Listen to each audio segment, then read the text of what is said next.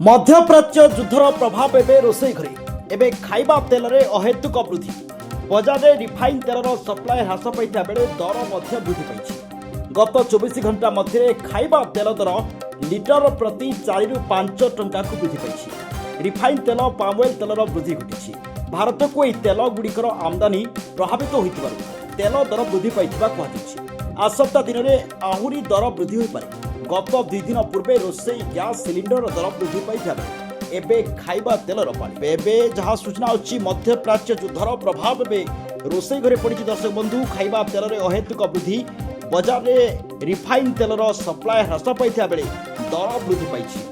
गत 24 घंटा मध्य खाइबा तेल दर लिटर पिछा 4 ରୁ 5 टंका को वृद्धि पाई।